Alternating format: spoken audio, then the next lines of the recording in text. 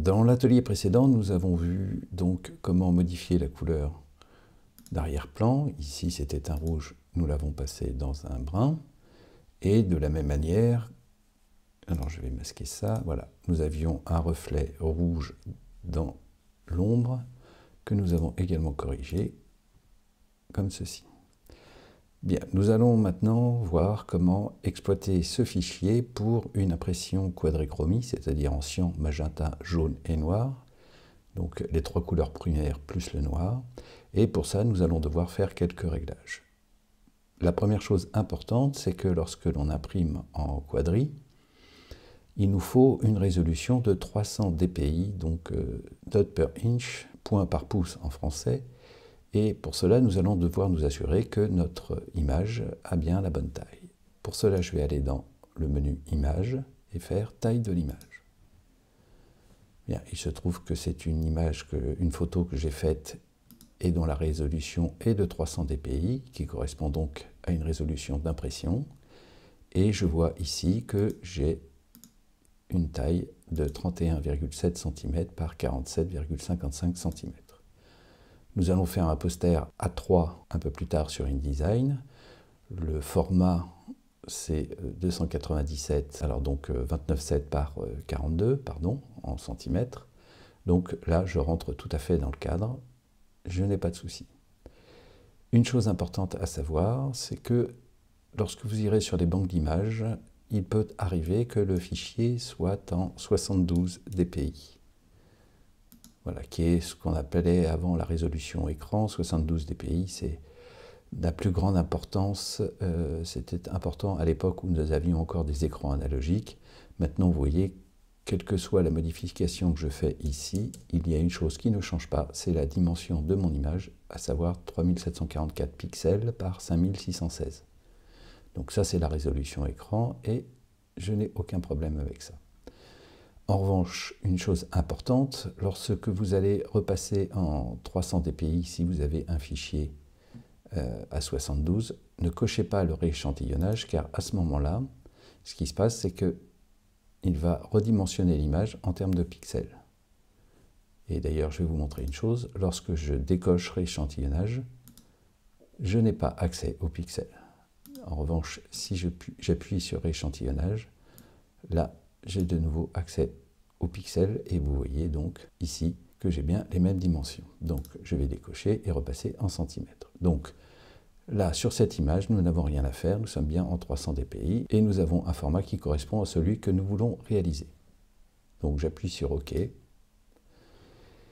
Et la première chose que je vais faire, je vais conserver ce fichier ici avec tous ces calques de réglage et créer un nouveau fichier, donc en fait faire un enregistré sous, de façon à garder l'original, donc celui-ci, et là, à la place de mettre 2, eh bien je vais mettre CMJN.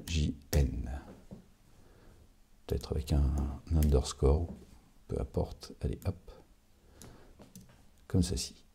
Je le laisse au format Photoshop et je fais enregistrer. Donc là, il me demande si je veux maximiser la compatibilité, je dis oui. Et alors, je vais vous montrer ce qu'il ne faut pas faire. Donc, pour le moment, je suis sur une couche RVB, enfin sur des couches RVB, et je veux passer en cyan, magenta et jaune. Les couches RVB s'expriment en valeurs d'intensité qui vont de 0 à 255, donc j'ai 256 valeurs. Lorsque je mets toutes ces valeurs, que ce soit le rouge, le vert, le bleu, à 0, j'obtiens un noir. Si je vais à 255 partout, je vais avoir du blanc. Ça, c'est pour vous faire comprendre le principe.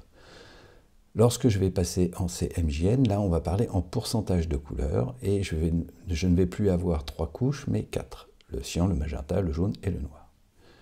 Bien. Alors, ce qu'il ne faut pas faire, c'est, par exemple, aller dans le menu Images, Mode et CMJN.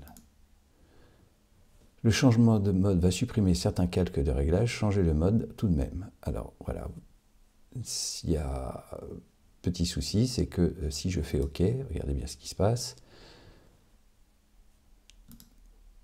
Il me dit ne pas pixeliser, vous êtes sur le point d'effectuer un changement, voilà, donc là il vous propose Si je fais OK, voilà ce qui se passe. Boum, j'ai tout perdu. Donc je vais faire un commande Z. Et nous allons procéder de la façon suivante. Je vais aller dans Édition, Convertir en profil. Je vais bien prendre le faux gras 39 en espace de travail CMJN. Et là, regardez bien ce qui va se passer une fois encore. Je fais OK. Il recommence. Je lui dis OK, ne pas pixeliser. Et hop, vous voyez, pouf, je perds tout. Donc, je refais un commande Z pour annuler. Et nous allons faire la chose suivante. Alors, je vous explique la raison, c'est que Photoshop travaille tous ses filtres, tous ses réglages sur les couches RVB et pas CMJN. Donc, tout ce qui est réglage, eh bien, il va falloir l'aplatir. Et alors, pour cela, je vais sélectionner teinte et saturation et arrière-plan, puisque celui-ci concerne l'arrière-plan. Je vais aller dans le menu Burger ici et je vais lui dire tout simplement fusionner les calques. Donc, commande ou CTRL E. Hop. Voilà, donc là maintenant je n'ai plus qu'un seul et même calque. Je vais faire la même chose avec le peint et teinte et saturation. Je retourne dans le menu où je vais directement faire commande ou CTRL E, fusionner les calques. Hop. Donc là, qu'est-ce qui s'est passé? Il a tout aplati et viré les masques. Donc je n'ai plus qu'un seul calque pixel. Ça ne me dérange pas. Ce que je vais faire simplement ici, c'est que je vais l'appeler peint. Donc en double-cliquant sur le nom, j'accède au champ et je mets peint à la place. J'enregistre. Et maintenant, je retourne dans le menu édition, je fais convertir en profil. Cette fois-ci, je mets en CMJN et je fais OK. Et vous voyez que là, je n'ai eu aucune fenêtre qui s'est affichée pour me dire si je voulais pixeliser ou pas. Et je vais rester comme ça, enregistrer, puis fermer, et nous allons voir maintenant sur InDesign comment monter cette affiche avec cette image.